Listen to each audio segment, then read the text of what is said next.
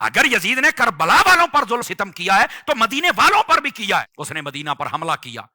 پتہ ہے کتنے قرہ شہید ہوئے؟ بعضوں نے کہا 700, بعضوں نے کہا 1700. اور پتہ ہے کتنی کواری عورتوں کے ساتھ بدکاری کی گئی؟ یہ بھی تو بتاؤ نا. یہ اتنا ظلم و ستم کس نے کیا ہے؟ اگر یزید نے کربلا والوں پر ظلم و ستم کیا ہے تو مدینے والوں پر بھی کیا ہے.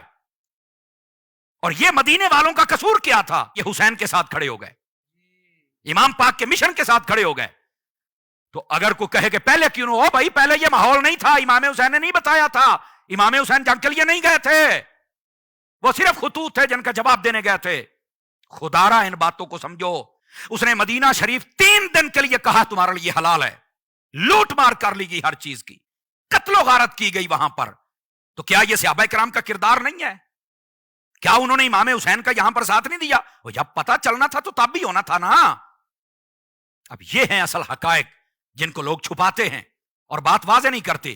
نہیں میرے عزیز, ایسی کوئی بات نہیں. اور میں اگلی بات بھی آپ کو بتاؤں, جب انہوں نے مکے پر حملہ کیا تو آپ کو پتہ ہے یہ بات بڑی سننے والی ہے, مکے پر جب حملہ کیا حضرت عبداللہ بن زبیر, ان کو جب قتل کیا, شہید کیا, 40 دن تک خانہ کعبہ کے ساتھ آپ کی لاش کو لٹکا کے کھڑا کیا گیا تھا. حضرت جی خدا کے لیے صحابہ کرام کے اس کردار کو واضح کیا جائے. اور یہ حضرت حافظ صاحب آپ کو, آپ کی ٹیم کو, آپ کے ادارے کو لاکھوں سلام جنہوں نے یہ موضوع رکھا ہے تاکہ لوگوں کے سامنے حقائق پہنچے. 40 دن تک لاش کل لٹکی رہی. اور یہ پتہ کون ہے؟ عبداللہ بن زبیر. میں تھوڑی سی ہسٹری بیک جانا چاہتا ہوں. یہ صدیقیون نسل ہے, سمجھ آ رہی ہے جی؟ ہاں, ان کا رشتہ صدیق اکبر کے ساتھ ہے, ٹھیک ہے.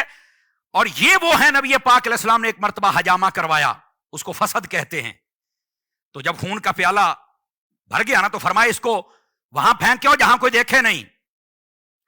تو آپ جب لے کے گئے نا تو آپ نے پھینکنے کا ارادہ کیا. دیکھو اے صدیقیوں کا خون کیسے جوش مارتا ہے محبت اور عشق رسول میں. حضرت عبداللہ بن زبیر جب پھینکنے لگے تو خیال آیا کہ یار یہاں پر تو کسی جانور کے پاؤں آ سکتے ہیں, کسی انسان کے, یہ بے ادبی ہو سکتی ہے. اور حضور نے فرمایا وہاں پر دفن کرنا کو دیکھے نا. بس پھر عشق اور عقل کا مقابلہ شروع ہو گیا, عشق جیت گیا. آپ نے پیالہ منہ سے لگایا, پی گئے. حضور صلی اللہ علیہ وسلم آپ پی گئے. جب واپس آئے غیبوں پر خبردار نبی صلی اللہ علیہ وسلم, آپ نے فرمایا عبداللہ بن زبیر کہاں دفن کر کے آئے ہو؟ فرمایا وہاں جہاں کو دیکھے نا. فرمایا اس کا مطلب ہے پی گئے ہو, پیٹ میں رکھ لیا ہے. کسی کا پاؤں بھی نہیں آ سکتا, اس کا مطلب پیٹ میں رکھ دیا ہے. کہا بالکل. تو وہاں پر ایک تو بات یہ ہے کہ یہ بات واضح ہے, نبی پاک صلی اللہ علیہ وسلم نے کئی اور صحابہ کرام کے لیے بھی فرمایا ہوا ہے جنہوں نے آقا کریم صلی اللہ علیہ وسلم کے خون کا قطرہ بھی, ایک جنگ میں ایسا بھی واقعہ خون کا قطرہ تھا وہ پی گئے. فرمایا تیرے اوپر جہنم کو حرام کر دیا گیا ہے. ایک قطرہ جس میں آ جائے وہ جہنم سے آزاد ہے. تو حسین تو ہے ہی خون رسول, آل رسول کا کیا مقام ہے. اور عبداللہ بن زبیر نے تو پورا پیالہ پیا ہوا ہے. یہاں پر یہ بات اور عشق والوں نے لکھی ہے, فرمایا خون تو ہمارا پی لیا ہے, اس کا حق بھی ادا کرنا پڑے گا. یہ جب موقع آیا تو ان کی جو والدہ تھی اتنی بوڑھی ہو چکی تھی کہ ان کی آنکھوں کے یہ پلکیں پکڑ کر اوپر کر کے دیکھنا پڑتا تھا. اتنی ڈھلکی ہوئی تھی کہ ان کو نظر نہیں آتا تھا جب تک پکڑ کے اوپر نہیں دیکھتے تھے. تو آپ کی جب لاشا مبارک لٹکا ہوا تھا تو آپ ایسے ہٹاتی تو بجائے اس کے کہ وابیلا ماتم کرتی اور روتی اور پیٹتی اور گریبان پھاڑتی اور چہرے پہ تھپڑ مارتی, بال بکھیرتی, دوپٹہ اتارتی. نہیں کیا یہ اہل بیت اور صحابہ کرام نے.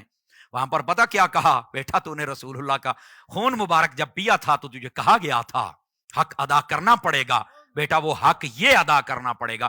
اس کا مطلب ہے جس نے پیالہ پیا اگر اسے سولی پر چڑھنا پڑا تو جس میں خون تھا اس نے پر نیزے پر چڑھ کے قرآن تو پڑھنا ہی تھا نا. یہ ہیں اصل حقائق.